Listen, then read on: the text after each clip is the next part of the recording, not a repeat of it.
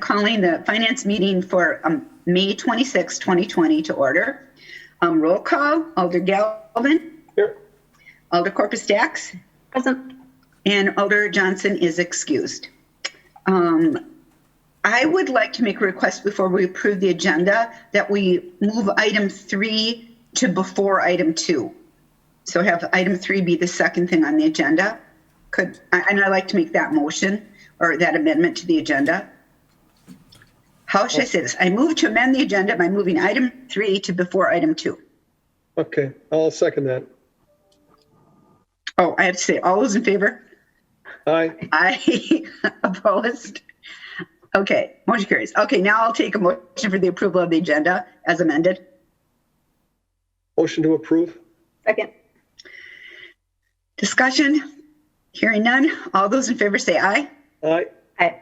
Opposed? Nay. Motion carries unanimously. Okay. Approval of the minutes. I entertain a motion to approve the minutes. Motion to approve. Second. Moved by Alder Corpus Dax, second by Alder Galvin. Over. Aye. Opposed? Motion carries. All right. Regular business, letter E. Consideration with possible action on the Brown County Municipal Tax Collection Agreement for December 2020 and February 2021. Staff? Yes, in front of you or in your packet, you should have seen a copy of the agreement that was offered to us by the Brown County. We would recommend that we sign it and allow county to collect their taxes from December through February. Any questions? No, this, yes, I have, just to clarify, we've had previous discussion about us collecting our own taxes for a period of time and then the county takes over. So all those potential savings and everything else are all still in place as you were, you said there was not a specific number, but there's an opportunity for the city to recoup some monies from this process, correct? The last tax season, December through February, the city of Green Bay did collect their taxes, and we have some numbers, but the savings wasn't really what happened is now that the interest rate has dropped, a lot of the savings have gone away. And so at this point, as long as the county is willing to entertain and accept, collect our taxes for this next round, the first installment, we would recommend that they collect them for us. Okay, so the juice isn't worth the squeeze anymore. Correct. All right, and did we collect taxes prior to December 31st? We did collect for the 2019 taxes. We collected from the middle of December to about the till February of 2020. And so, yes, we did collect it. This was the first year that we collected it in many years at the city of Green Bay. Okay, we did not hire any extra staff to do that. We just used current staff, correct? We did use temporary staff. We brought in one person from a contractual, part-time contractual person. And then we also brought in a couple people that were part-time paid employees. I believe we brought in 4 additional staff to assist. But as we found out, it wasn't enough. So we had internal staff that helped us at the 9th hour or 11th hour on December 31st, beginning of January. We also had quite a few salaried employees within the finance, admin, and parks department that worked put in quite a few additional hours to help make sure that these were all processed. So again, the interest rate dropping, just like as you said, it really does not pay off probably going into this next year. Based on our experience, and I know it's just a 1-year shot that we did this, would you be able to estimate going forward, year to year, what the interest rate would have to be at for us to at least break even or come out ahead on this? Yes, that was something that was in the analysis that we had last year. We had anywhere right around 75 basis points, if I remember right, was really kind of the break-even point. I see Pam agreeing with me. That was a break-even point. Last year, when we did the analysis, we were at about 1.75, and currently we're only at 0.25. Now, in the last 2 months, the number has just plummeted. It has dropped. So that is when you see when I do projections, we're also projecting a loss in interest income or interest and investment income I believe we're going to be short this year because of that interest, because of the rate has dropped so drastically. Again, beginning of the year, we were at 1.75. It's already dropped down to 0.25. So it's really, and so nobody can predict where it's going to be back in December. But at the current rates, it would not be financially it would not be to our advantage to collect. All right. Thanks so much. Appreciate it. Other corporate stacks, do you have anything? No, Director Ellenbecker answered my questions. All right. I'll entertain a motion. Motion to approve. Second.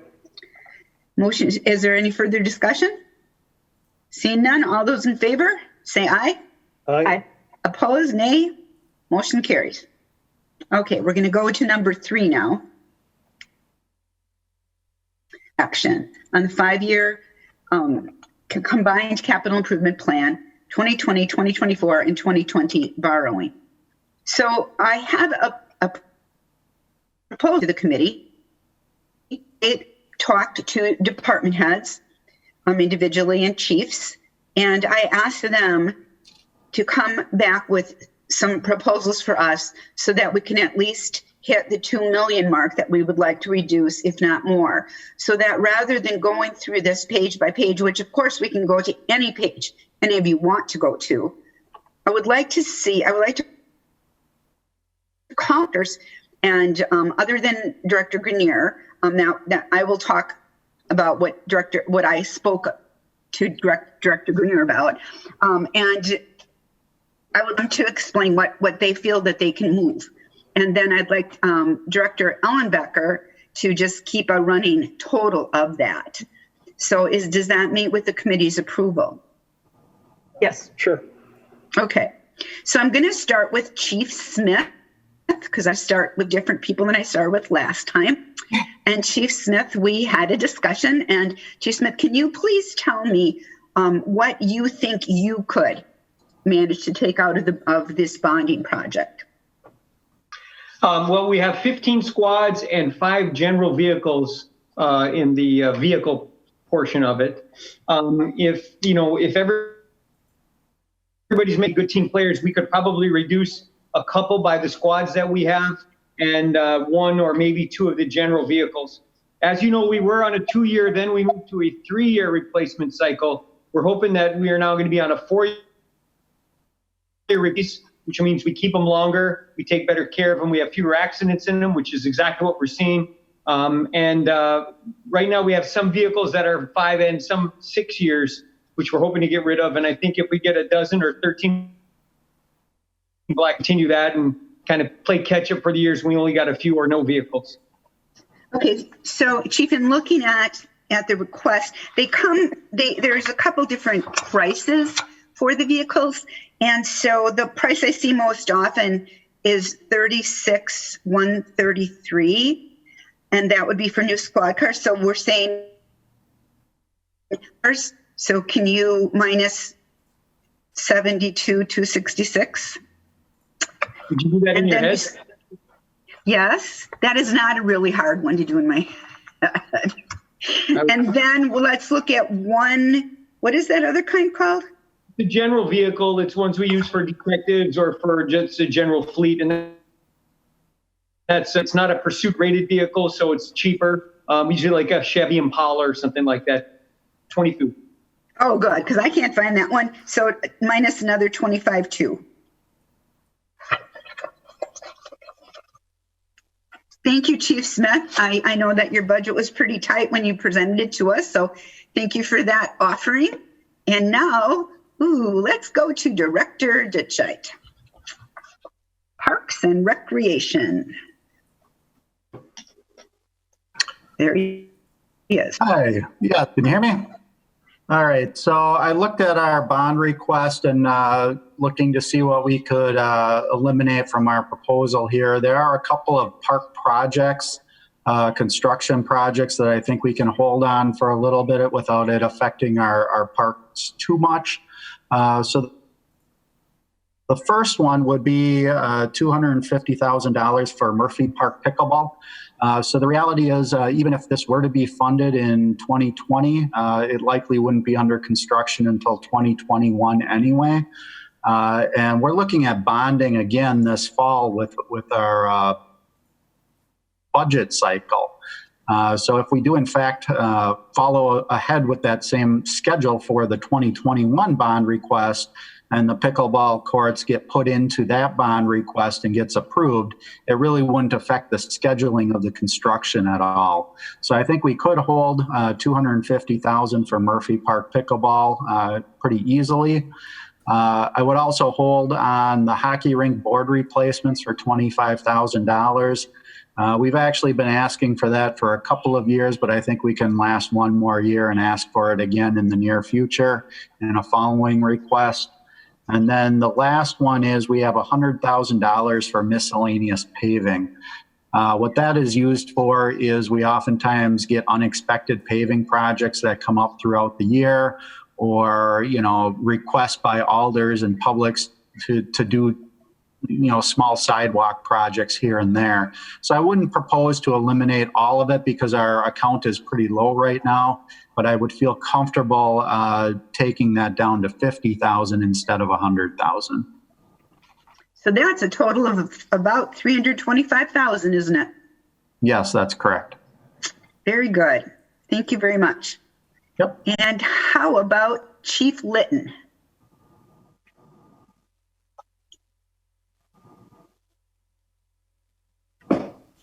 He's coming. Good afternoon, everybody.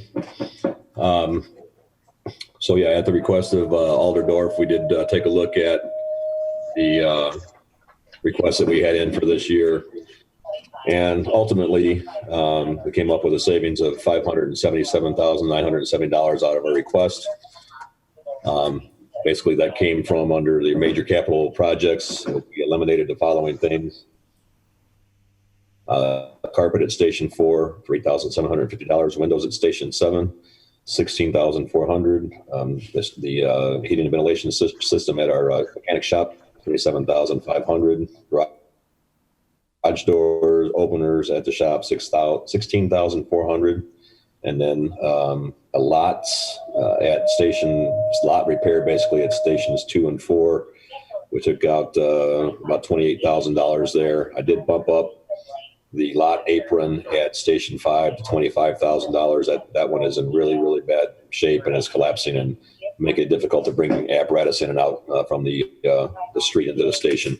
And then the exhaust ventilation system at the fire shop for $71,000. So that was roughly $160,000 savings out of the major capital. Under the regular equipment, we reduced the radio firmware tune for $13,600. Base radios at Station 2 and 3, that was $31,400. Water heater at Station 4, $10,700. Water heater at Station 7, $10,700. The AEDs, it's listed, it's the automatic external defibrillators, $87,000. The foam replacement at $17,500.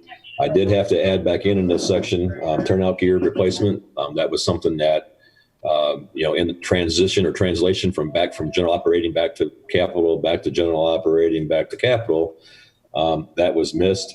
So we have to have an addition in that area, turnout gear of $100,000. So I asked to add that back in because that has to happen. That's something that the gear has to be replaced every 10 years. And so there's a certain amount that we have to replace every single year. And then finally, in the fleet replacement, taking out the support vehicle for $52,900 this year, and taking out ambulance at Station 6, $294,000. So all said and done, even with the addition of the $100,000 back in for the turnout gear, our total savings that we're pushing back for about a year or so is $577,970. Thank you so much, Chief Litton. And then finally, the Department of Public Works. And this is a decision that I don't feel that the Director Grenier can make on his own. This is a decision that only council can make. And we've heard from Director Grenier. We heard from him last time about the bridge and whether you can't predict. You just can't predict. It could last another year. It could last another 2 years. We don't know. But my advice is going to be that we pledge project $1,450,000 to 2021. And I want us to do the pavement projects this year. I think the roads are really important. But if we're knowing that we're going to have a big bridge project next year, then we may have to look more carefully at the amount that we can put into pavement projects to balance that out. Director Goodyear, is he here? Where did he go? Yes, sir. Oh, there he is. He's in the middle. Sorry. Hi, in the middle of mine. Hello, Director Grenier. Did you want to talk? Okay. No, I think you summarized things pretty well, Alderdorf. The only thing to be aware of is between the time that we did approve the capital improvement program through the Improvement Service Committee for DPW and the time that we submitted our bond request, DPW has already trimmed in excess of $1.2 million off of our bond request. So we've already $0.2 million reduction in our request. Thank you. Thank you for bringing that up. I appreciate that. So with all of that added together, Director Ellenbecker, what are we up to right now as far as a total of reductions? Whoops. Okay. Yes. Just to recap, like you said, fire came in at 577,970 reduction. Police had 97,466. Parks has 325,000. And then if we take the bridge out, it's 1,450,000. That is 2,450,436,000. General levy borrowing of 11,921,220 down to 9,747,84. And if I recall from our last meeting, we were trying to get to 2 million. Right now, we have exceeded our goal. That doesn't mean we still can't talk about things, but I'm pretty happy and proud of our directors and chiefs for coming forward and being willing to look at this and to cut deeply. I really appreciate that. Committee members, any discussion? Alder Galvin? And I appreciate the work and the ability of the chiefs and the department heads, their bond requests and to make these cuts. I know they're not doing it because these are frivolous things. I mean, these things all need to be taken care of. My concern again is that we had talked last year about trying to keep our bonding at $8 million per year for the next 5 years. And so my concern is as we look at this, and we're going to be doing this year to year, which I think is a good thing to do because you don't know how things change. I'm afraid of the snowball effect here, that we get to year 5 and we're still going to have $20 million in bonding requests because of the projects that we're going to be putting off year to year. Let's face it, next year, we're probably going to be doing the same thing unless something miraculous happens. And I'm not sure what the answer is, but I'm voicing my concerns right now because I am concerned. I'm concerned that we're going to have this going on every year. I'm concerned we're going to hit a point where all this stuff absolutely has to be done. I mean, that bridge breaks or anything else happens, water heaters, vehicles, trucks, windows, all this kind of stuff, that we're suddenly going to be sitting down the road with a huge problem 3 years ago when we realized that we'd finally painted ourselves into a corner. And I'm not sure what the answer is, but if everyone can just keep this in mind as we're moving forward, and if any possible suggestions or solutions or things to mitigate these, I would be more than willing to hear what you have to say. Thank you. And I do want to draw you guys' attention to that page. Oh, I think it might be page 4 of the summary, but the projects each year, the totals seem to go down each year. Yes, now we're going to push some. This was the highest year. So now we're going to push some off to next year or the year after. But this seemed to be the highest year, the year that we had the most concern with. And other things will come up. And I agree with you, Alder Galvin. I agree with you. We need to get some of this work done. We have now cut out about 2.5 million, but we're eventually going to have to do the work. Alder Corpus Dax. Thank you, Alder Dorf, for taking the initiative and contacting the directors on your own and trying to come up with a plan here. Thank you to the directors for making even more cuts to already tight budgets. I appreciate that. Echoing Alder Galvin's concerns is we keep pushing these things off, and at some point we might not happen, but it may happen where we have all of these things that have to get done. And what do we do then? So I think we're in a better position right now than we were a couple weeks ago, but it's still 1.7 million above what we were hoping to be or what we're targeting. So we're in a tough situation. Yeah, I think realistically, I didn't think we were going to get down to that 8 million. I mean, Right. It seemed to be like that was not going to happen. But I was hoping for 2 million, and I'm pleased that it's more than 2 million. And I wanted Absolutely. the directors to look at it themselves because they know better about their departments than we do. I believe that they do. And so if they are going to look at it and really dig deep, then I'm not going to second guess them at this point. I'm pleased with what they've come up with.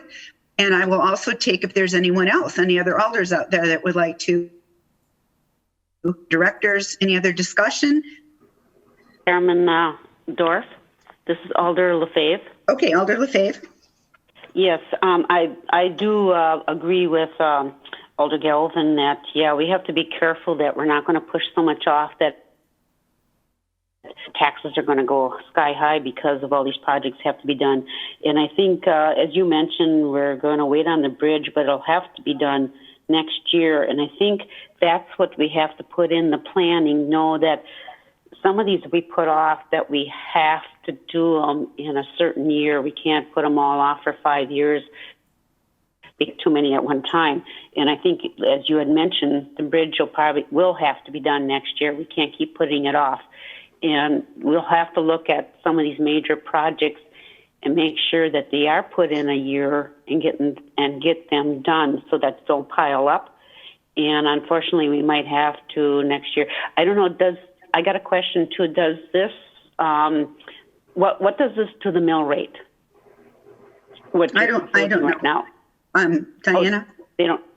I mean, I don't know, but Director Ellenbecker. Yes, I'm actually going to use a Director Grenier as a rule of thumb, and it does come out to very similar that for about every million or so extra, it does come out to about a penny on the mill rate. So if we're going over about a little over 2 million above what we are paying off, you will probably have a mill rate increase for debt service about 2 to 3 cents. Okay. And this also includes this really, Fabe. I wanted to bring that up to you. Right. I know. Okay. And unfortunately, it's something I can't ask to be put off. I'm sorry. It has to be done. And I apologize to everybody, but this is what has to be done. Okay, that's fine. Thank you. Thank you for everything. Thank you. Any other discussion? I see Alder Burnett is with us today. Alder Gerlach. Alder Dorf. Yeah, Alder Burnett. Thank you. Great work. Thank you for reaching out to the department heads. I know that we're in a difficult situation even prior to COVID, and I agree that we can't push projects off too far, but given the circumstances we are in, I think the work that you did is very commendable. So thank you. Thank them. They did it. Yeah, but you initiated you made it an important. Thank you. So what would your wishes be, committee? Would you just like to move the budget forward as discussed with those reductions? Do you want to look at every single page for the next 3 hours? What would you prefer? I would have to. Alder Galvin. I would have to say, the best people in the best position to make the decisions on where the cuts should be made are the directors, department heads, the chiefs. Mm-hmm. They know better where they absolutely have to have those monies than we do. I mean, we can sit there and we can guess and, we can try and extrapolate and, whatever feels good in our gut. But we don't have the expertise that they have, that they get from their staff. So I think we need to respect what they've proposed to us. And I would, when we're done with discussion, I would make a motion that we accept this and pass it on to council. Well, you can make that motion now. We can have further discussion. All right, I'll make that motion that we accept the proposed bonding and move it on to council. Second. All right. Is there any further discussion? Hearing none. All those in favor say aye. Aye. Aye. Opposed? Motion carries. We've got our bonding to carry to council next week. That is really great. Good work, everyone. All right. Back to the agenda item number 2. Request approval to purchase equipment for the fire department from Fitness Lifestyles Incorporated for the sum of $72,246.97. Summary of competitive offers attached. This was from the 2019 bonding. Staff or Chief Litton, who would like to go first?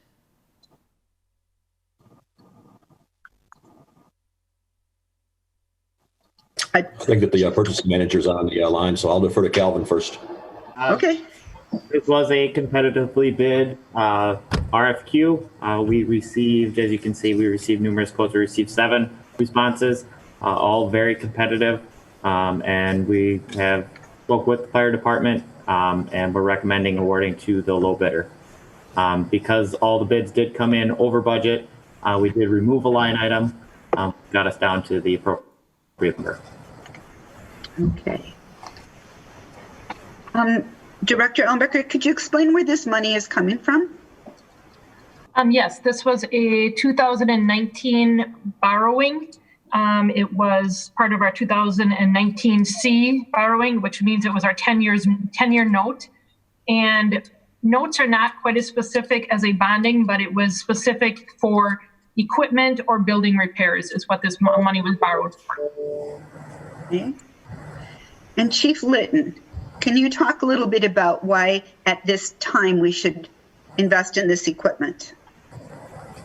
Well, I spoke a lot to that during our budget deliberations and when we were talking about this maybe a year ago, but I'll just recap some of those things. Our personnel in any department are our most valuable asset that we have. And I think that as we look at things and we look at our personnel in each department, the police and fire department has a physical therapist, and I'll just call him therapist/trainer, who looked at all of our activities in the fire department, actually spent 2 24-hour shifts responding with our personnel on an ambulance, on a fire engine, on ladder trucks. He actually, on one of the days, caught a working structure fire to see what actually goes on in the kind of the chaos and some of the stresses that are put on the individual's body. And so through that, he designed some ergonomic kind of programs, some training programs, some physical, I'll call them agility programs in order to strengthen the individual firefighters so that with the ultimate goal of keeping them strong and number 2, eliminating, workers' comp injuries and things of that nature. I'll remind you, we have 8 fire stations. 7 of those are manned, with the 8th one being the administrative office. So while it might look like a lot of money, it's spread out over, 7 fire stations. And what it's doing is it's getting rid of stuff that firefighters have collected off the, garbage heap. Much of this stuff is specialized equipment that will be standard from station to station in order to implement the programs that our physical therapist has recommended to the department. We're, again, I'm adamant that we take care of our people. I know that you are as council members as well. I think it's a small price to pay. It's not something that we come back and ask for every year or every 10 years, really. Once we got the standardized equipment, barring anything wearing out down the road 10 years, all this is, commercial grade equipment. It will be used repeatedly, 24/7. And, I'm asking for the Finance Committee to approve it. Alder Galvin? I discussed this before last year in 2019 when we were doing the bonding, and I questioned city spending money on this. And I understand that we need to have firefighters that are in shape, and we need to have them in the kind of shape that prevents them from getting injuries, which puts them on light duty and all those other impacts. And again, I'm going to ask a question. Are you going to require the staff to use this equipment to prevent those injuries? Yeah, so our physical trainer therapist is the person that works with the individual staff members. He does put on training sessions for all of the staff that are required to go, attend the training sessions. Right now, we're doing those via, it's kind of the same process that we're using here, but when we can get back to having them back into the stations, he spends 4 times a year. He comes in and does a training session with all the stations, shows them all of the proper things that they're working on. He reviews our workers' comp injuries for the last quarter and can, focus his, if we see something that pops up that maybe wasn't happening before, then he focuses his attention on those kinds of injuries so that we can help and hopefully prevent those in the future. So yes, everybody has to go through the training. Everybody does go do the workouts. And, we do keep a training record of it. Okay, because then I'll point out again, the police department has a pretty nice gym. I mean, it's not like what I would call state of the art, but maybe in the future when we start thinking about this, the department gets all theirs from donations, or the officers raise the money themselves for the equipment. Now, they're certainly not required to use it, so that's different than from what the fire department's doing. And at least I'm glad to hear that if we're expending this kind of money on equipment, that we are requiring that they use it to prevent those injuries. But I think going forward, I think that might be something to look at is, different sources of funding. So thank you. Alder Corpus Dax? Don't have any questions. Okay, Director Ellenbecker. So my understanding is that this money could not be put towards salaries. For example, I know there's been some talk of furloughs, although I know no decisions have been made, but this isn't something where I can't turn this $72,000 into money to pay so that people wouldn't be furloughed. It could not be turned into salaries. It just would have to be either for equipment or for, it was specifically, when we had the list, we borrowed it for fitness equipment for the fire department. But if for some reason you were to reallocate it to something else, it would still have to be equipment or repairs to a municipal building is what it was designated for when it was borrowed last year.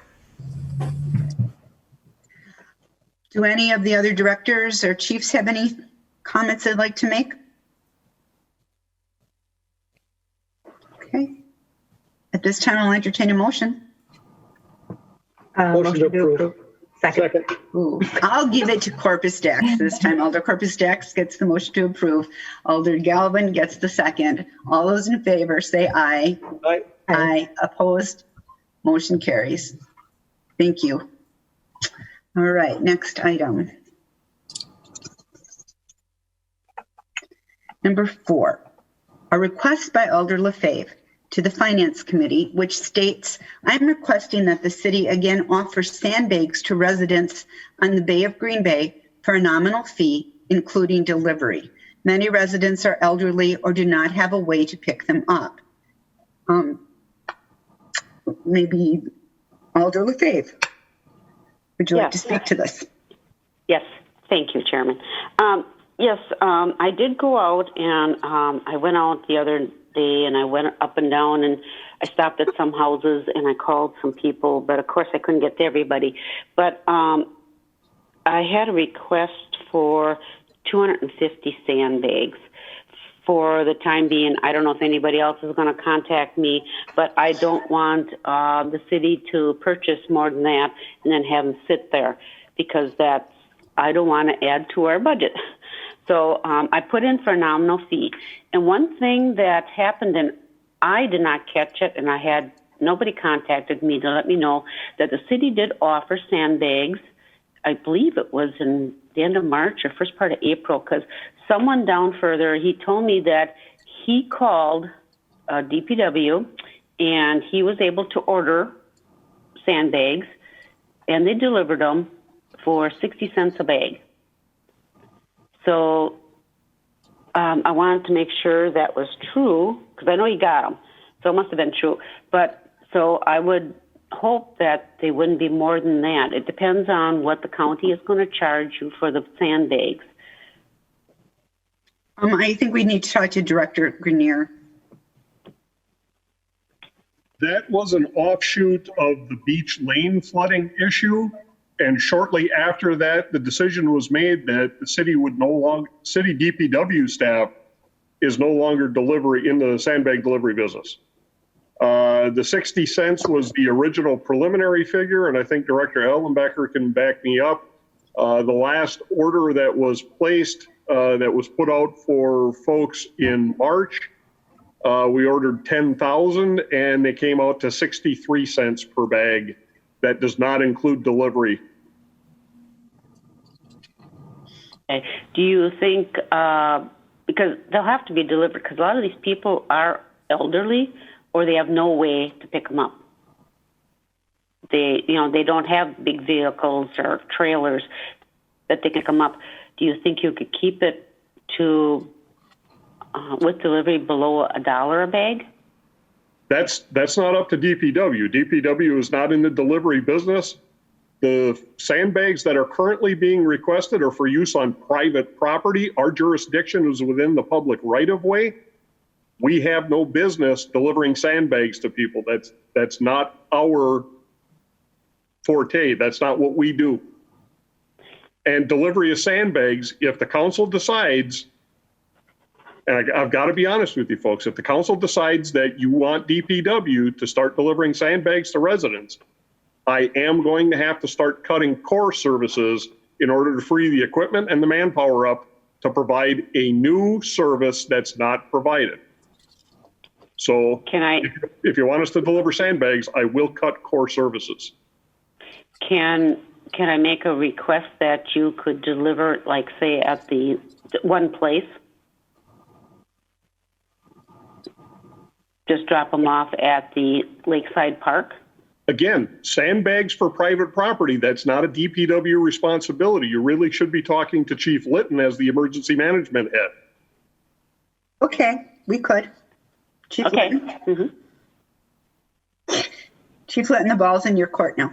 Well, I guess they bounced the ball over to me, so I'll just reiterate what Director Grenier said. This is really a policy matter.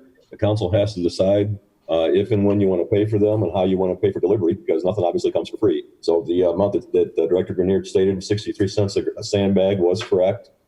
We took that out of contingency funds, I think the last finance meeting or the one before that, in order to pay for those sandbags. But when we start making, my opinion of this is when you start making exceptions for one, you got to make exceptions for all. And so again, this becomes a policy matter. If the council directs us to buy more bags and to arrange for delivery, of course we will do so. Understand that all of this has a cost. Okay. Trying to think. If you could do somehow have them at the same site and people would have to pay as they pick them up. I know someone who has a trailer, and maybe we could pool together and deliver to people ourselves here, but it's getting the sandbags, because I talked to a Fentecchio from the county, and they can only sell them to municipalities. They cannot sell them to individuals. So we have to go through the city to get them. But the people would be willing to pay 63 cents or 65 cents, even 70 cents a bag, if they can get them. It's getting the bags, I guess, is the main, first getting those. is it possible to have them again at that site? And I'll make arrangements. I know who some of these people are and that, I mean, I know who they are. I'll make arrangements to have them delivered. I'm not sure if you're directing that, and I don't know if you're directing that to me, but again, we can order and get the sandbags. That's not necessarily a problem. We can Director Grenier or I can call the county highway director, and he'll certainly get the sandbags made. And whether or not the city pays for them or the individual homeowner is going to pay for them, it's really, again, a council decision. It's a policy matter. Can we put them over at the Broadway building? I'll defer to Director Grenier on that because they have, I mean, that's where they went before. I don't know that space has been taken up at this point. I haven't been over there recently.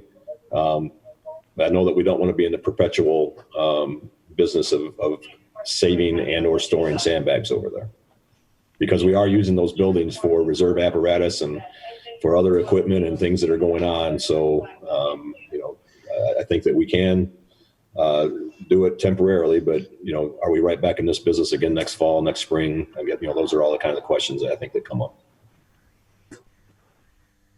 Why, may I ask, why did we have 10,000 sandbags? What led to that decision? Again, I think that was a discussion that we were having, within this committee, based on, flooding that was going on, along the East River, so that individual homeowners could sandbag window openings, potential, walkout door openings and things of that nature. And I think we had that same discussion, again, once, we had the event on April 29th along the East Shore. So I think that's where the direction came for 10,000 sandbags. That's what we estimated that would be needed. I think that we went through all 10,000 of them. I think it was tapering off there quite a bit at the very end. So I don't know that, you have to order 10,000, but that's how the process kind of kicked off and what we arrived at. And so are there any private companies that make and deliver sandbags? Or is the only place you can get a sandbag from the county or the city? Does anybody know? I can answer that. I did check for someone because he's down on Lakeside and he's on a slab, and the April 29th flood went through his house, and he's in the process of removing everything. He really needs them, and and he had no way to get them. He worked. So my question is, is there someone? Okay, I know. Okay. Yes, there are. Okay. I checked 3 places. You're paying $2.99 to $3.49 a bag per bag. That's without delivery. Then you're paying what, $70 delivery? That's that's a lot to pay. And with the city, because the county, they can do it for this a lot less per bag, a lot less. And the city, pays them. So it's more economical for people. And this is a need for other people too that never got them. They have window wells that are, open. They need to make sure that those are taken care of. I had access to a trailer. I got my 50. But there are a lot of people out here that miss that. There is a need. So if we yes, Alder Galvin. So Alder LaFave, if I understand correctly, she's requesting that the city purchase 250 sandbags at 63 cents a piece. And if she could arrange for someone to pick those up from a site, it sounds like that's what she's asking for. Cost-wise, I'm trying to do the math in my head, but it's not working too well. But if it was $6,300 for 10,000, looking at a very small amount of money for 250. It certainly seems doable as long as they can get their own pickup in place. And I think with their neighborhood association should be able to swing it. I just, my concern here is we do 250 now, then 250 in 2 weeks. Is there a way that we figure out who needs sandbags, how many they need, they order it, get it through the city, and just have it at one central spot that they're responsible to pick it up by a certain date or or the DPW gets rid of them. Is that a doable thing here? And Alder Galvin, I'm also saying that the residents would pay the 63 cents or 65, whatever it is per bag. They would pay for them. Well, if the residents are willing to pay for them, can we order them through the city? All we're doing is receiving and then letting them pick it up. No cost to us. There's probably some supervision. There's probably some billing. I mean, I don't think it's going to just, they're not just going to disappear, right? Somebody has to be in charge of it. Well, sure. The city sells garbage cans. If your garbage can gets stolen or something like that, you have to buy another one for, I don't know what the price is, say $90. So you buy a new one for $90. The city bills you for it. You pay them. You go to DPW. You pick it up. Everybody's happy. If these people are willing to order and pay up front for these sandbags, so they can get them at 63 cents a piece instead of, say, at $3 or $4 a piece, can we do that for them? My question is, does this belong in this committee? I mean, I don't want to pass the buck here, but does this belong in this committee? I would ask how we got the 10,000 sandbags we did from earlier this year, and let's follow that same process. So this is Vanessa, and the reason it ends in this committee is because we're figuring out how we're going to pay for it. It doesn't really belong in front of INS because it's not an operation offered by the city. It's been an emergency management situation. The only other potential committee it could go to would be protection and policy to determine if it's something that we want to start offering to residents in general. So is this a one-time deal? We're talking, this is one and done. We're not going to continue to get 250 and then another 250 and then. Right. That was my point. Let's figure out who needs them. Let's get them, and then let's be done with it. And do they even need it yet this year, or is this something we should plan on for next spring? Probably. Okay. Can I answer that, please? Probably just this year, because once the dike face is done, there'll be a lot less flooding. We're hoping that it won't go so bad that it'll come up by the houses and cause the problems. Well, wait, just 1 second. Are we absolutely sure the county won't sell them to the residents? Yes. I talked you're to Paul sure, Fontecchio myself. Yes. Yes. He said they cannot sell it to individuals. Not that they just choose not to, that it's against the law. No, it's part of their,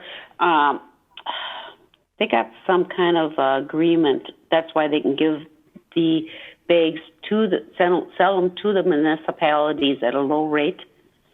There's some kind of agreement that was done. He didn't explain the whole thing. He just said no, that they cannot sell.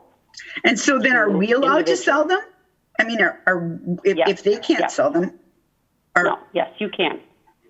Well, I'm going to ask Dave Litton or Diane Elman.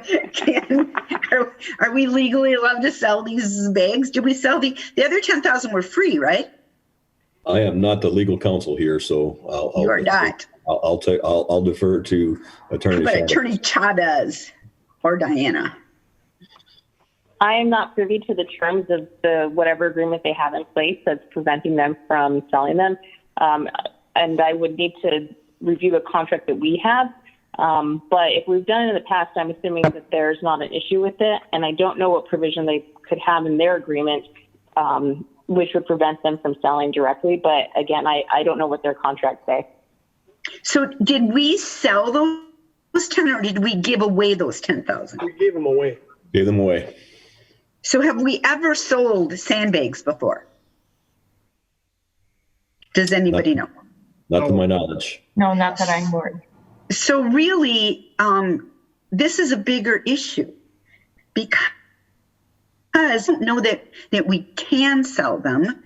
We're talking about $157.50 if we get sandbags, 63 cents each. And I'm not suggesting the city pay for it. I am not. We've been paying for a lot lately. I think we need to draw the line at some point. I think it's just bigger than making this simple decision. We'd have to set up a way to track the selling of the sandbags. And I don't know. I don't even know if we'd be allowed to do it. Director Ellenbecker.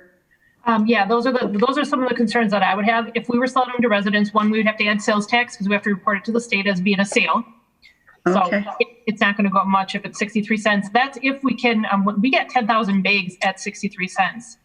If you're buying That's true. 250, I'm not sure volume buy, whether or not it's going to be at a low per bag is going to go up. And then second, I'm not sure how we would cash handle the sale of these bags. I mean, I would recommend if by any chance you, it is approved by council to go move forward with these, I would ask that we were able to bill one place, whether it is the neighborhood association or Right. one person, have one billing, include sales tax and sell it, because otherwise that would be a lot of administrative activity for a very few dollars. Like you said, it's $157, maybe with tax, so slightly over 160. I would want to make it a one invoice transaction if it was to ever be approved. We don't, to get cash handle a couple, I'm not sure how we would want that paid up front ahead of time or have one invoice to be issuing with tax. Alder Johnson, did you have your hand up? Yeah, it seems to me that the fact that we're even talking about the prospect of a $160 transaction, we've just wasted more than that in staff time on this phone call. What I would suggest is if the mayor had authorized 10,000 of these bags under the declaration of an emergency because he wanted to solve a problem. If the problem's not solved yet, I would be curious, Alder LaFave, have you actually talked to the mayor about authorizing whatever it is that you need so that this doesn't really even need to be in front of this committee? This has been moved around twice, trying to get something done. So now, no, I didn't call the mayor. I mean, why would I call them? Because that's how the mayor the has first a lot on his plate right now. I'm sorry. But because he has the authority to authorize this under the declaration of emergency, which is how the first 10,000 were authorized. It seems to me that that would be the fastest, most efficient approach to this, and then it can come back after the fact to council. Because if the problem's not solved yet, and what we need is 500 more bags, just let the mayor do it, and let's call this a day. 250 more Even bags. better, even better. Committee, what would you like? Or more? Yes, Alder Corpus Dax. Director Grenier, do we have room in where it was housed before? Do we have room if 250, 500, whatever is requested? Is there a site where we could put this? I could make that room available. Did anyone hear what he said? I couldn't hear it. He said I could make that room available. Okay.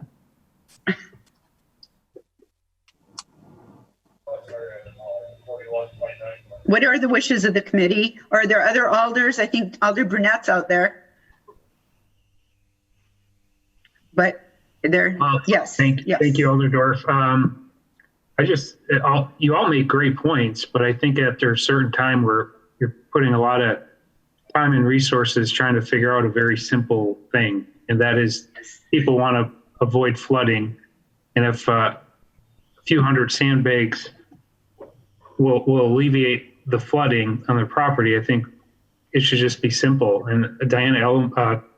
Ellenbecker had a good point. Maybe go right through the neighborhood association. Or Alder Johnson had a great point about seeing if the mayor would include that in his emergency declaration, seeing that the potential flooding means that the emergency hasn't fully passed. So I have nothing other than those comments. Thank you. Good comments. Thank you. Alder Gerlach.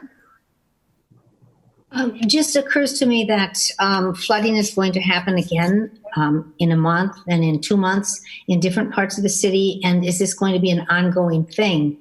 When Mason and Maine flood, I don't know much about flooding. I don't know if sandbags would be of any use, but it's not going to be just a one-time thing, I think.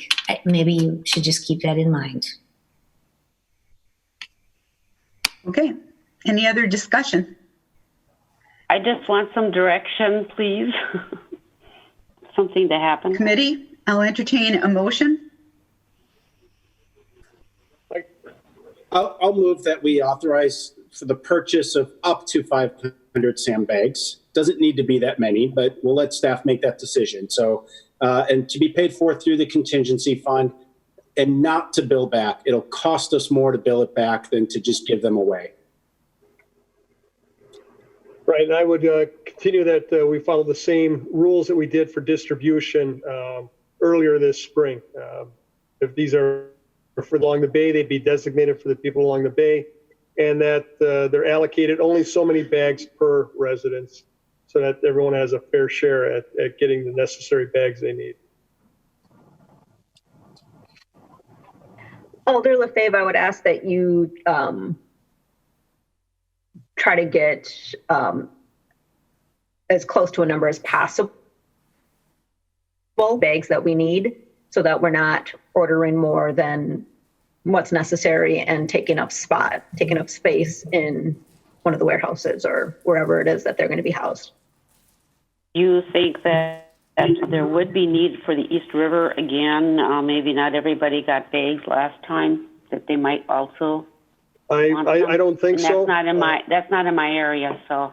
I'm gonna have to say I don't think so. I think the city, those people picked up all the bags that they felt necessary for their homes. I haven't heard any complaints or anything else like that. Okay. And there's no mention of delivery, right? We're not delivering them, right, Alder Johnson? Right. Correct. And I would also just add to the discussion, Alder Dorf, that's the motion I'm going to put on the table so that we can just move beyond this item. However, I would still encourage Alder LaFave to contact the mayor literally right after this meeting, because he has the authority to execute this today. Okay, and thank you. He could bypass the entire need for the motion. Okay. Burnett?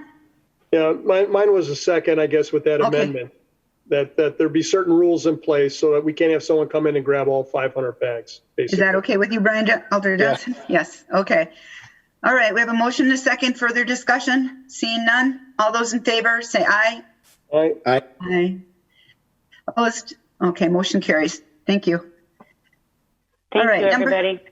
Number 5, a request by Alder Johnson to the Finance Committee, which states to consider and discuss establishing a budget forecast process to position the cities to strategically respond to anticipated revenue shortfalls and additional expenses from the impact of COVID-19. Either Alder Johnson or staff can speak to this. Would you consider combining number 6 with the same for this discussion? Oh, I would certainly. A request by the Finance Committee with states to include maps, charts, and other graphics of the various department line items where applicable in order to make clearer the city budget to the council. Sure. Okay. Okay. Do we have to have a motion to consider those two at the same time? Do we need a motion to combine items 5 and 6? I guess if you're going to take different actions, maybe you should leave them separate. But I think what I was going to show you is going to probably answer both of them. So you could potentially, maybe let's go through number 5 and then see if that answers number 6. Yeah, I'd prefer to leave them separate, only because I think what Alder Steuer is asking for is related to probably the annual budget, whereas mine's really focused on the forecast. Okay. All right. And to clarify, you are able to take up 2 items for discussion and then take them separately for action. Okay. Thank you. All right. Who would like to speak? Alder Johnson, or does your motion say it or your communication say it all? Yeah, we've had this up a couple of times, so I would defer to Director Ellenbecker. Okay. Yes. This is an ongoing item, and I agree with Alder Johnson. It should stay on here as an ongoing item so that we can potentially continue to talk about it, because week by week this number changes. Some get better, some get worse, depends upon how things continue out with this COVID. What I did send out, and I can share, potentially share my screen, was a document, and it was only a couple hours it out. It was just a recap of where we are really for the general fund, for the 2020 budget, and just showing revenues, which revenues I think we're going to be short, and which expenses that we think we're going to be over, maybe, and a part of some of the plan or the strategy of trying to cover the shortfall. Yeah, if you could put that on the screen. I didn't get that email. I didn't check before this meeting.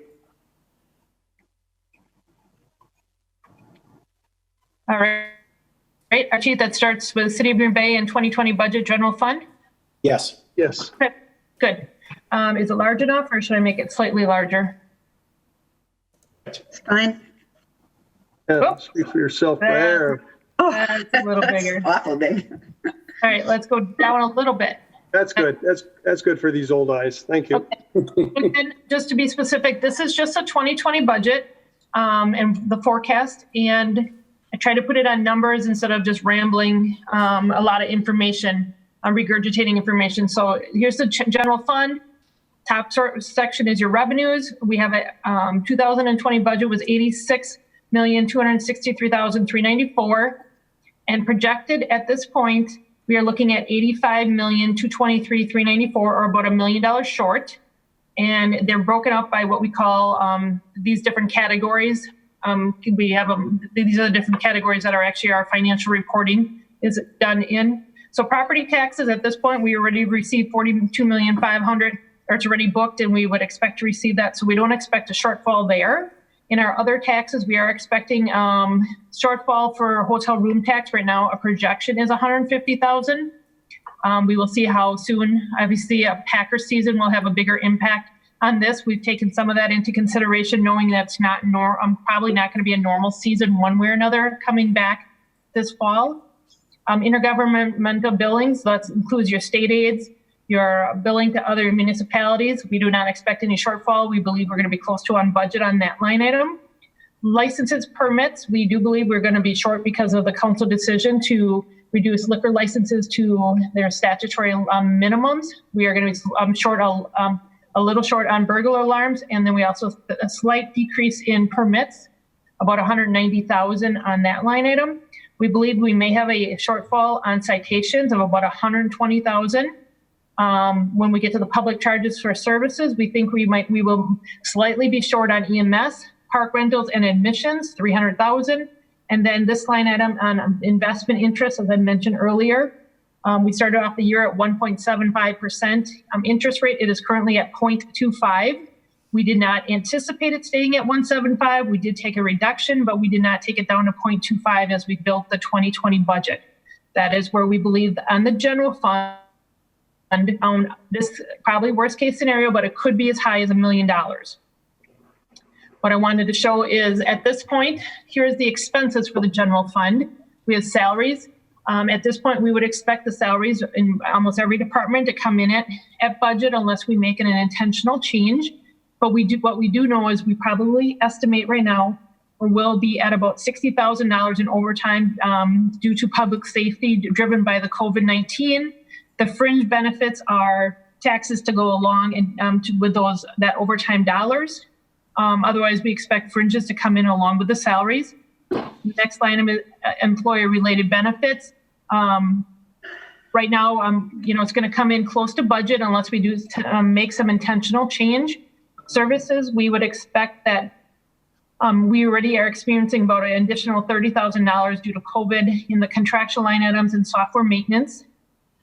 Some of that is for telework and some other things that had to be done, including maybe Zoom meetings, some of the expenses for setting up different remote meetings. And we also have experienced about $100,000 additional dollars in COVID expenses for materials, also teleworking for having our employees work from home, an increase in postage, and that is mostly driven by absentee ballots, and medical supplies. So we are over about $100,000, or we're projecting the materials and supplies if we make no other changes. Everything else we expect to be on budget. So we believe that our budget will be over $200,000 come in slightly over budget. So that in total says we have about $1.2 million for the 2020 budget that we feel that we'll have to find ways to make up. What I want to kind of go back to the process, the plan, things that we can help offset this $1.2 million. We have received $54,453 as part of a CARES Act it's an HHS grant and is meant to offset shortfalls in EMS revenues. That money is already in the door. There's a Department of Justice grant, again for COVID, to cover COVID expenses, the additional $200,000 that we're seeing above. This is a grant. We're still in the application stage, but we do believe we will get $151,000 to offset COVID expenses. So these are all expenses up and above what was in our budget. We do believe that we will be getting a reduction in our cost for transit due to a large CARES grant that the transit has received, and they were forwarding, sharing a portion of that grant to all municipalities within the transit system. So we believe that could be worth a couple $100,000 savings on it's actually in our Fund 207, but that one rolls into our general fund balance at the end of the year. So we would have that as money that could be used to offset this shortfall. These are items that we are in the works and in discussing. As we have mentioned in meetings before, we currently have a management team that is reviewing hiring, delaying of hires. This is just a projection. If we do hold off on some positions for the remainder of the year, we could potentially save $100,000. We have brought it to the department heads that we are asking them to cut their travel and training budget in the general fund by 50%. That is a savings of about $95,000. Materials and supplies, we've asked all department heads to have a reduction of 10%. That's about a $90,000 savings. Currently, we are sitting in the contingency fund of a balance of $143,000. If we find ways to not spend that money, that would be, I get estimating $100,000, knowing that we will probably have some additional small expenses that we would need. And this number here is a FEMA reimbursement. This is a pretty wild guess at this point, but we do know we have additional expenses that have been incurred. We have additional materials, PPEs that we have purchased. And at this point, we have a good chance of getting some FEMA reimbursement on those expenses. Fed is supposed to cover 75% of it, state 12.5%. That would mean the city would be really on the hook for 12.5%. So again, this is an estimate. At this point, if we put this plan in place, we're looking at we could potentially save $978,000 toward that shortfall. Doesn't get us all the way there yet, but this is a changing document that we're updating on a bi-weekly basis. As numbers come in, more true numbers come in, we are able to update this spreadsheet. Two other notes just on the bottom. Packer overtime was not taken into consideration, as neither was the expenses, because that is fully reimbursable. So if there is not a Packer season or something is changed this fall, it really is a one-for-one. So it really doesn't have, they wash each other out. And similar to the parks program and pools, if they were not taken into consideration at this time either, because we're not sure if they're opening or will open or when they will open. And their revenues really offset their expenses. So again, if they were not to run, we would have about the same amount of savings in expenses as we have a reduction in revenue. Just any questions on this page? Diana, just one. Under the public charges for service, and I'm not sure what percentage of that 300,000 is related to, park rental admission versus maybe outsourced services, but was there a corresponding reduction in salaries as well? So I'm thinking about, in particular, when special events, for example, when you hire out those different services, obviously there's an expense side to that as well. So I just didn't know what other things as part of that 300,000, are directly associated to salaries. Kind of 2 points there. The majority or almost all of our special events are not budgeted. So if a special event comes in, the expenses are tracked and we charge back the special event. So okay. At this point, it's not in the budget. So the loss in special events revenue, the expenses weren't built in. So I didn't need to take them out of either the revenue or the expense side. Great. That's helpful. I didn't realize that was the case. Yep. And second part, I'll be honest, I did not have a chance to check in with Director Ditchite this morning as I was putting this together. But I do know, and I will certainly let him talk to the park rental. But in many cases, your park rental doesn't mean you're going to have a reduction in salaries. That is just money coming in from the shelter. Of course, we do have some maintenance to potentially clean, open, unlock, and do garbage cans, that type of thing. But there was not any reduction in staff due to the reduction in park rental. Yeah, and I was more so thinking about, to me, I think of variable salaries and fixed salaries. And the variable would be like special events. So the variable salaries is what I was really interested in. And so you've explained that. And then at this point, again, very new, we can certainly tweak this, make it better. I was able, actually with Pam Manley's assistance, we were able to put a charted graph together, kind of show you, these are your budgeted revenues. In most cases right now, they are, it'll show you which ones are falling short, and it's really just a summary coming right off the summary page. We have a very similar chart also on expenses. Right now, the section I showed you, it shows you expenses being very similar to budget. And then as you saw below, these are recommendations and things that we are moving forward with. Some of these items of potentially the delay of hiring, travel and training, materials and supplies, some of those items. Any questions on this? And I'm completely comfortable with leaving this item on here on a regular basis so that we every couple of weeks have an update and we can discuss it. If you want any tweaks or changes, please let me know. Maybe just two more questions, Alderdorf. Yes, go ahead. So one question I had was related to, and not necessarily a question, but maybe I would just raise it as a point of concern. And that is the allocation of the $100,000 of the contingency account. I mean, obviously want to be sure that we're not running out of our contingency account prematurely. So I don't know if staff has discussed that. I mean, obviously the point of the contingency fund is to last us for the whole year. And I just want to be sure that we're not going to allocate it towards this and then potentially run out before the end of the year. So that's one point.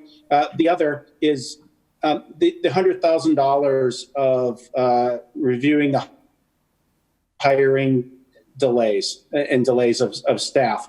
Was the $100,000 that was put there just sort of an arbitrary number, or I guess how did we come to that number? Because when I start to do the math, recognizing that a bulk of our budget is salaries, I mean, $100,000 by my math is probably only 1/10 of 1% of a cut to our overall salary line, which is, boy, if we can pull that off, kudos to us. And I'm sure every organization out there would love to learn our secret.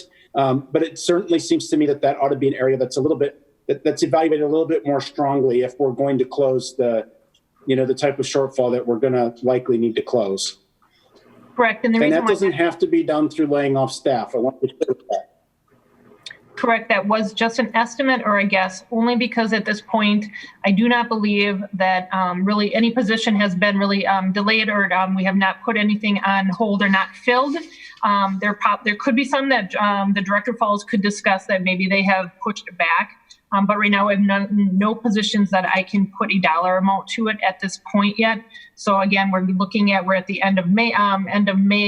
If we were to push some positions back, then I could start tracking the dollars. So I put a, to me, relatively small number in there, but I don't have any dollars to actually bank on at this time. Okay, thank you. All right. Any other questions? Yes, Alder Galvin. Okay, it's on here that the Packer overtime doesn't count, but I'll be honest with you, I do not remember right now, but the 4th of July, is the city moving forward with that so far, or has that been canceled? Based on what I remember hearing in a senior staff meeting last week, that there is no 4th of July event going forward. And so they're both did say that they would see some savings for not having a 4th of July event. And Director Allenbecker, if I could just chime in on that decision has not been made yet. Okay. And we're meeting with department heads tomorrow to have that conversation. So I just don't want it to be publicly thought that the event has been canceled because that decision has not been made yet. Thank All you. right. Thank you. And that answered it, because I thought that would be I know from the amount of staff that's involved with it, that's a chunk of money at overtime. My other thing would be, if I remember correctly, I think the police department has been every year on not hiring staff to make it every year. It is planned at budget time that they will not replace certain positions. They are immediately vacated by retiring staff. So I guess my concern is they've never been at the staffing level they're supposed to be at because there's never been enough money for them. I would reduce their staff even more so by not replacing those positions even longer. And so I guess I just want to make sure as we go forward with this, that we kind of keep in mind that, at least I know with the police department, they've been taking a hit every year for the last, I don't know how many years when it comes to staffing. Okay. Okay, thank you. Yeah. Thank you. I think the other thing we're going to have to think about is we're going to need money for elections. And I'd like to invite any alder that hasn't been at the elections meetings to please join us at 5 o'clock Thursday, because it's very eye-opening as to what's going on. But we're definitely going to probably need money for elections. So.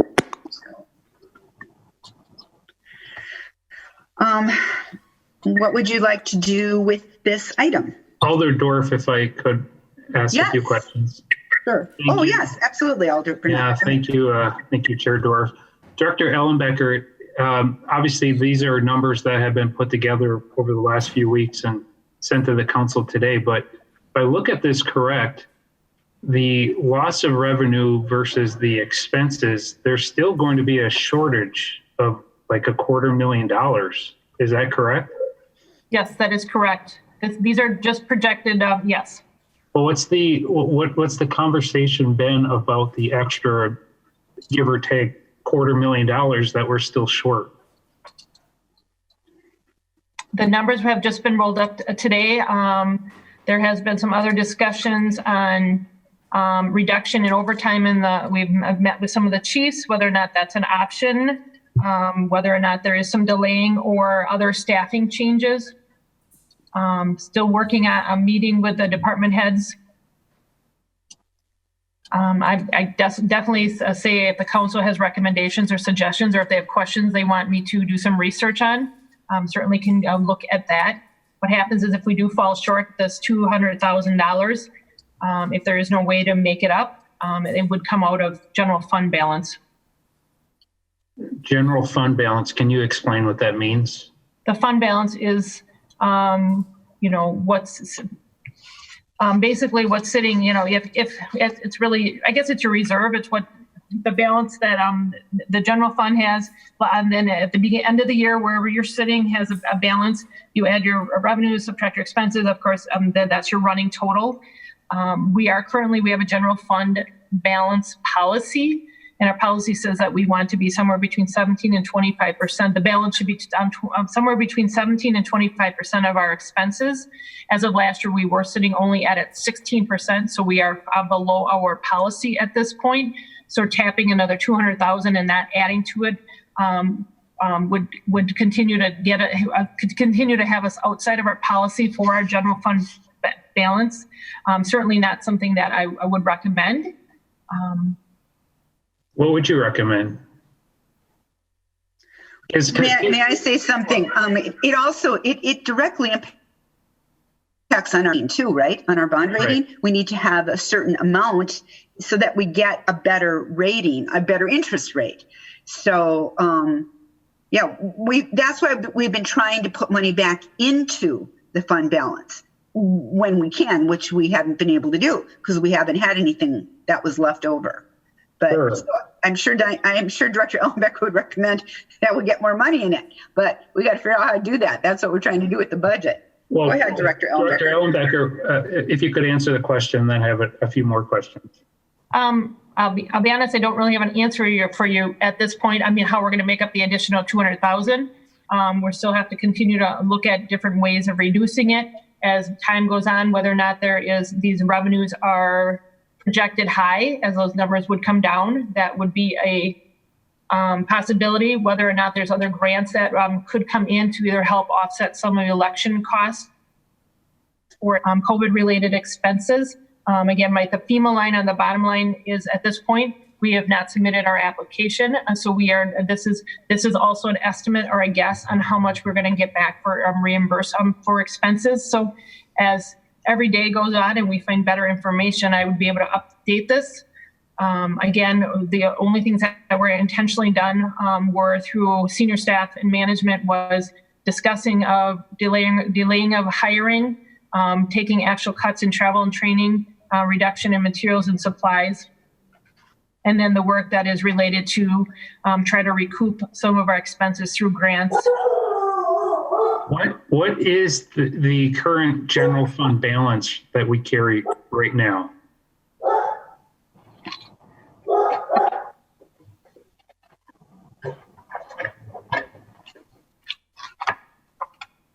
I don't have that right in front of me. It was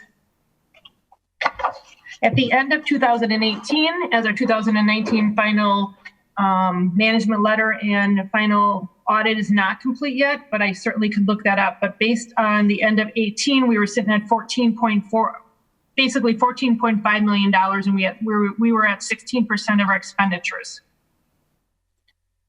So a year and a half ago, based on your numbers, we had around $14 million in excess, if you would, from previous budget years? Correct. Yeah, so here's my concern, and I've been talking for a couple months since the beginning, and I mean no disrespect to you, Director Ellenbecker, you're putting in forward ideas, as is all the other managers, but a lot of the anticipated revenues to cover the shortfall are grants, and grants applied for don't necessarily mean grants received. And then we have $100,000 from our contingency fund, which isn't, best. It's not a good idea just because there may be other expenses that are coming up. So about 2 months into this crisis, and please trust me, I'm not trying to comments, but we are about 2 months into this COVID crisis, and the best calculations we have still leave us a few $100,000 short, where a lot of industries, businesses, other governments, school districts have made some very difficult decisions on what to cut. And obviously, we don't want to cut positions outright. We don't want to cut health insurance benefits, obviously. But there could have been some discussion over the last few months of making very small, modest decreases in staff hours, whether it be, for non-essential, non-union employee. Now, when I say non-essential, I mean not public works, not transit, not police and fire. For some of our administrative type positions that have been working from home, we could have made, 2 or 5 or 10 hours per week reduction to help get us to a better position. I don't think it's really a good idea for us to reach the end of our budget year, wiping out our contingency fund, and then dipping into the general fund balance for what Alder Dorf mentioned. That hurts our bond rating, which hurts our future budgets. So I don't mean any disrespect, trust me, these are tough decisions, but I've shared that concern time and time again. And I think we have to get serious now, a couple months into this, that the city of Green Bay is making necessary cuts and not jeopardizing public safety. Alder Galvin had a great point. We have police and fire. Those are the folks that are responding in a lot of ways directly to COVID. We've seen some issues come up in our community lately that have required additional police presence. So going forward, I think we really need to, as a council, think about what it is we're going to cut, because we can't rely entirely on grants applied for. We can't reduce our contingency, and we need to, share some of the financial burden that a lot of our businesses have been facing. So those are my comments. And again, I don't mean to ruffle any feathers, but a lot of the conversations that have led to this point still leave us about $250,000 short. And that's counting out a lot of grants and contingency funding. So I'll leave it there. Those are my comments. I had to share that. Thank you. Anyone else? Alder Galvin? would ask the question, and I don't know for sure, but are we at the point where we should start doing that now? Or is there a point, at some point, as we're looking at, as we progress budget-wise, income, outgoing, that we say, yes, now we have to do it, or we have to do it by this date, or we should have started 2 months ago? We definitely, I think, need police, fire, and garbage. Those are the basics we've promised this community. I do not like it when I hear, we'll cut everybody but non-union. I mean, I think pain felt should be pain felt by everybody. And I've seen the horrific results when everyone starts pointing finger at someone else's group where the cut should be made. And I've seen what happened when cuts were made and you ended up with people doing other people's jobs, and maybe you save money, but what I saw was quality of work and production and everything else go down. So I think it has to be thought out program if that is a solution to what we're facing. But and I don't want to put you on the spot, Director Ellen Becker, but I don't understand finances half as well as you do. And so I don't know, is there a way of predicting a point where we have to start making, say, a reduction in staffing or salaries or in things we're doing? So I guess I would leave that as a question to you. Thank you. What I can tell you is there has been additional discussions. We've been talking about reduction or no overtime. We've talked about with the larger departments.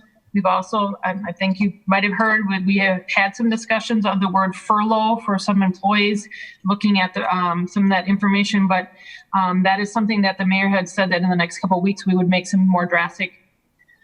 If we were to make changes, we would have to do that relatively soon to have the impact for 2020 budget, but those decisions have not been made. We continue to look at different options on trying to cover the shortfall.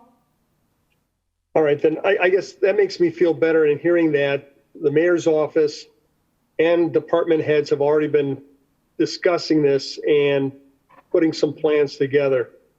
I guess, are you able to tell us when you think we need to push that button and actually implement those plans? Is there a way of predicting that? The sooner you have more savings within that budget year. Okay, because if we cut too much, say we cut too much, because I agree, we apply for a grant, that doesn't always mean you're going to get it. It would be nice if we did. But if we don't get it, is there a way of then implementing it even further? I mean, predicting again, do we do more furloughs or steeper furloughs or those kind of reductions?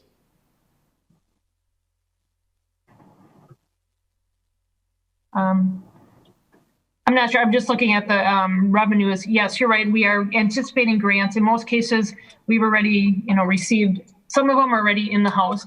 So those are pretty much in the books, but not all of them are. So we certainly can take a look at it, and I can talk. We can bring additional information back to you. Again, as I work with the mayor and some of the department heads. Again, if any council member has a suggestion, as you know, our budgets are extremely tight to start with. And it's difficult to come up with more cuts. I won't say difficult. It's just, we are reviewing different line items. Okay, I guess my thing would then be, as a council, as a committee, we have to be very nimble. We can't be waiting 2 weeks to get together again and talk about this, because maybe we should have, from what I'm hearing, have implemented some of this already, or in the very, very near future, not a month or two down the road. So I guess that's the kind of direction I'm looking at from the mayor's office and from staff to help us make these decisions when it's felt that we should be pulling the trigger on if it's necessary. Thank you. That's all I have. And I think that the mayor's office is already working on that. I think that employees are already aware. And perhaps as city council members, we might want to offer something up as well. If we're talking about furloughing or reducing raises for this year, not that we got a raise, but maybe we want to be talking about some impact to our small salaries that we get. And we should all be in this together then. But I do think that the mayor is already looking at this. I do think the staff, the directors are already looking at this. It's not just something that we just brought up tonight and they hadn't thought about it before. Well, absolutely. That's what Director Ellenbecker has just said, and I appreciate that. I don't want to go to a meeting and be told we have to make this decision today. I want to have the information in advance so that we can digest it, ask questions, and then make the decision, an informed decision. I don't like the 3 days before the meeting, you have to make this decision type stuff. I like to find out more in advance so we can do the research, ask the questions, and get the answers that we need to help us make that decision. That's well, that's a good point. I wonder, who do we ask to come and speak to us? Well, would it be a representative from the mayor's office? I was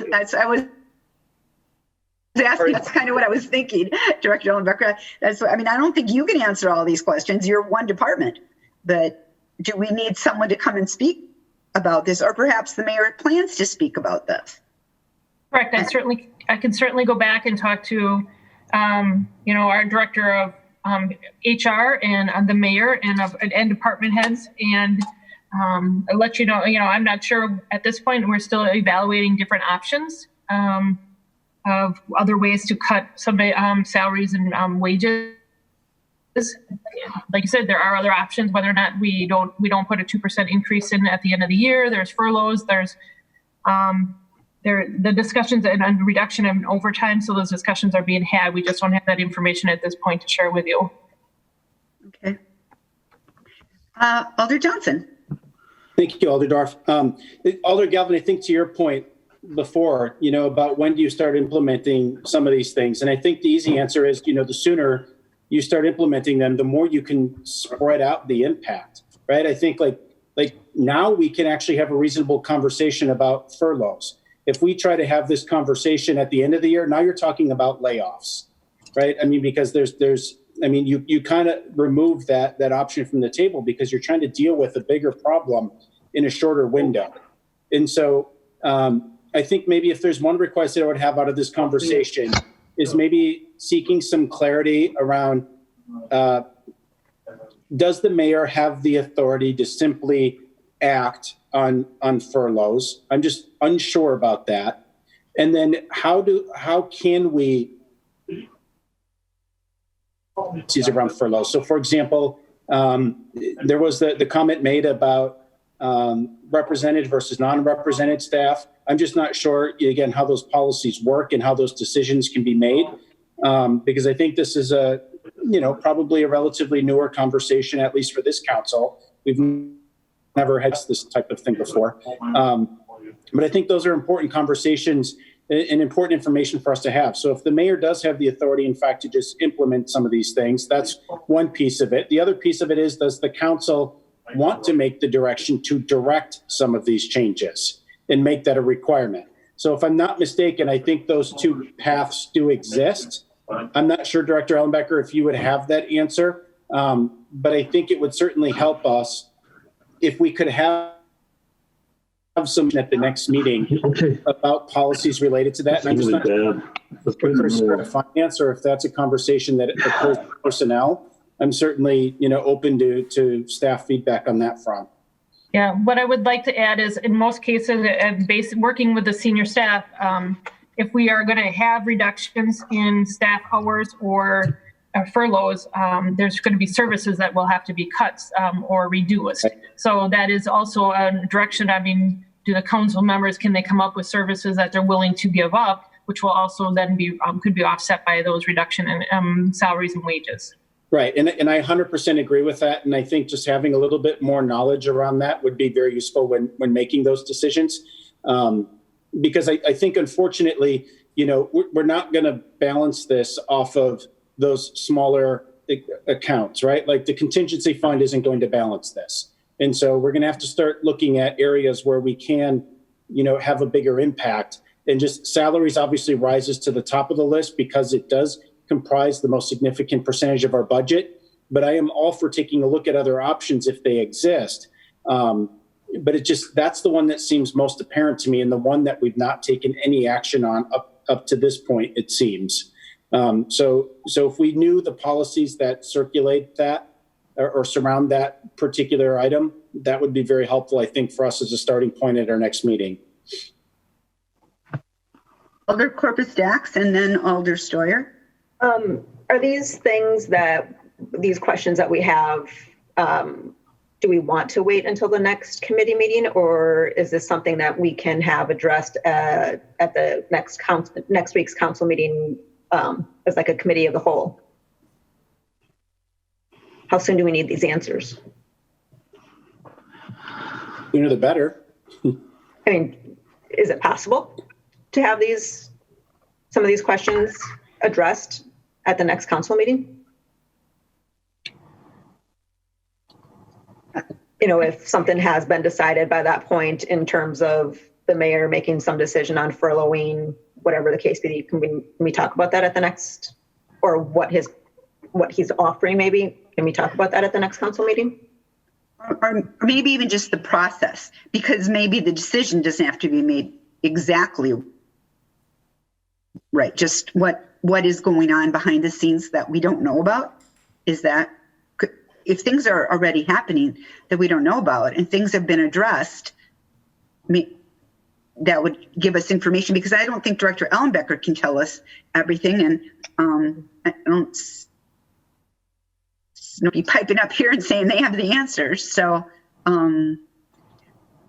I can talk to the mayor about a committee of the whole agenda item with Alder Burnett when we meet with him regarding the agenda before every council meeting. So Alder Burnett, would you like to do that with me? Yeah, definitely. A few discussions with the mayor on this already. So I agree. We just need we need to find a way to balance our budget. And if that means making some very tough decisions on cuts, that's a conversation we can't delay. I mean, that's what we need to decide and have a lot of contingencies. So thank you for that, Alder Dorf. I am in complete agreement. And Alder Steuer, you had something? Oh, thank you. Thank you, Alder Dorf. I came in a little late on this conversation, but have we ever talked about, we're talking about reduction of sorts with salaries and such. Have we talked about, there's a program that's called RIF, Reduction in Force. I don't know if that's something that the city looks at, but there's other private companies that look at it. And it's more or less, if someone makes a certain salary, let's say, for example, if they make $50,000 or less, they would be furloughed one day. If you make more than a certain amount, you would be furloughed a little bit more. So I think there might be some language out there already that we could borrow from the private sector. And I don't know if anybody has looked at that. My wife works in HR for a university, so I've been following her on this, and there's some very interesting points. They're making some tough cuts right now. You know, I have a feeling that we are going to have to look at this very next, within the next month or so. Hold on. People bothering me here. Anyway, so that's one of my points. And I also wanted to bring up another point. Some years ago, we had the Packer excise tax. And I was wondering, Director Ellenbecker, if all that money has been used up, and if it's not used up, is there a chance that some of that money could come back to the city? So those are my comments, and I just had that question.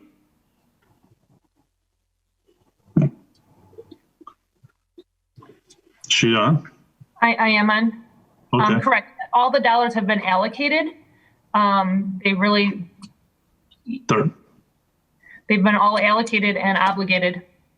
Okay, so I'm just wondering if there's a certain time frame that they have to be used by, and if they're not used by, then you would forfeit your right to keep that money.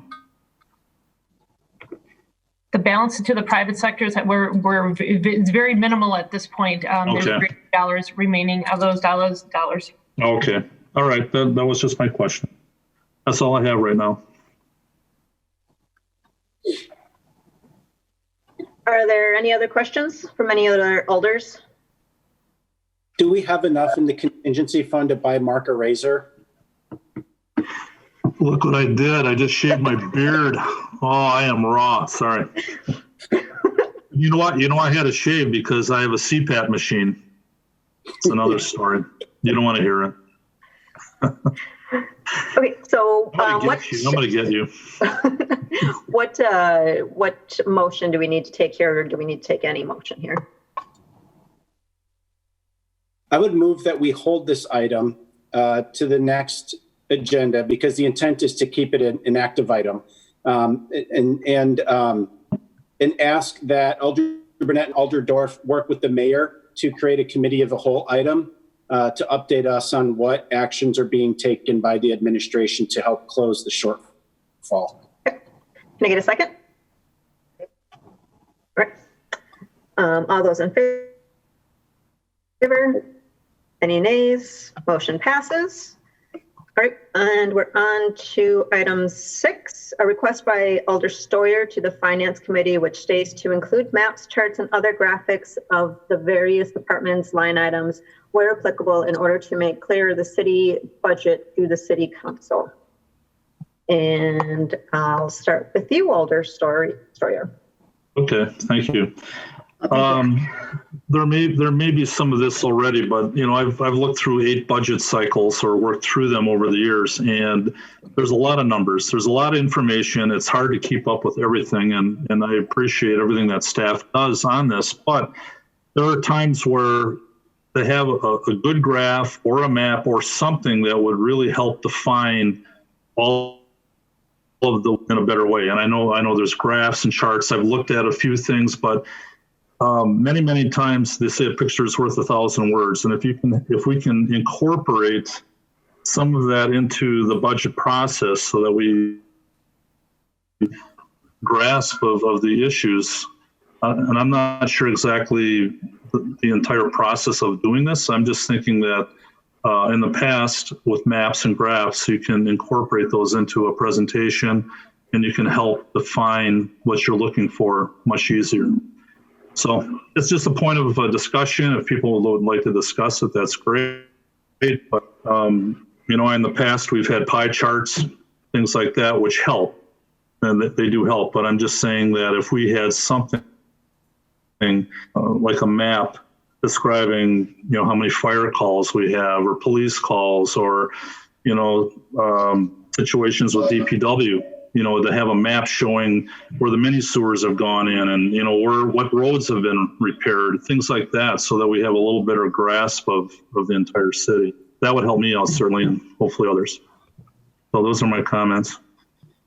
Can I ask for clarification? Are you talking current budget or are you looking for 2021 budget? Well, right. I mean, what we have now. I understand that. So I just say looking forward, and that's something that, I don't know if IT department can do some of that or if the economic development or planning can do that.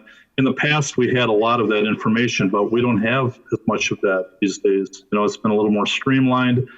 And, I just, maybe I'm old fashioned. I just like to see some graphics to help with that. So I don't know. I would be shooting for next budget cycle, definitely, because we've already started this one.